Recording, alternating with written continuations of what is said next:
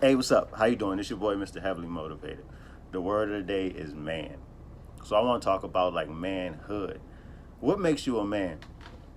Some people believe that they are a man because they have a child. Some people may believe that they are a man because they've had sex with multiple women.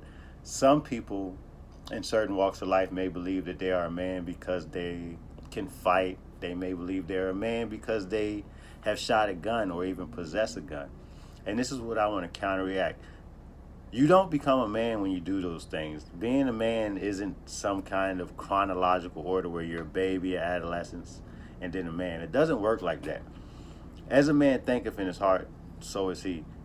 I want to go back to like rites of passages and rituals that people will have to go through in different cultures to become a man. There's steps to entering manhood. And the reason that this has disappeared in our society is because a lot of the men have disappeared. A lot of the active role models, a lot of the father figures have disappeared. Whether they've disappeared from the use of video games and they're not, mentoring the kids, whether they disappeared from because they're spending time in the criminal justice system, whether they disappeared because they're just mentally lost and not awoke. It is hard for a woman to raise a man. A woman can raise a child to a certain point, but I do believe that another man has to step in and show that man how to be a man. So the definition of a man contains that he's someone that can think on a high level, that can rationalize, that can reason. So a manhood is derived from your mental power and your higher power up here to overcome your lower self. Just like the statue of the Sphinx, it represents the body of a lion, but it has the head of a man because it's showing you that your higher self has the ability to overcome all of your lower bestial desires. That's where I think manhood really comes in. To be a man, you have to be a father. To be a man, you have to be a friend. To be a real man, you have to be loving. To be a real man, you have to be forgiving. To be a real man, you have to be caring. You have to be thoughtful. You have to be dependable. You have to be honest. Honest with yourself. You have to be able to keep commitments. You have to be able to look back at the others that's coming up in your footsteps and say, hey, brother, hey, sister, that may not be the best way to do what you're doing. So as we go on this journey together for the next 27 days, I want you to just ponder about manhood and what it takes to be a man, and drop me a comment, whatever you think it takes to make someone an excellent man. Is it faithfulness? Is it devotion? Is it to be a spiritual leader? Is it to be a guide? Is it to be a father? What makes a man? Is it your ability to feed your family? Is it your ability to feed your family and support someone that's less fortunate? What makes you a man? Is it community service? Is it your heart? Is it your passion? What makes you a man? We all know what doesn't make you a man.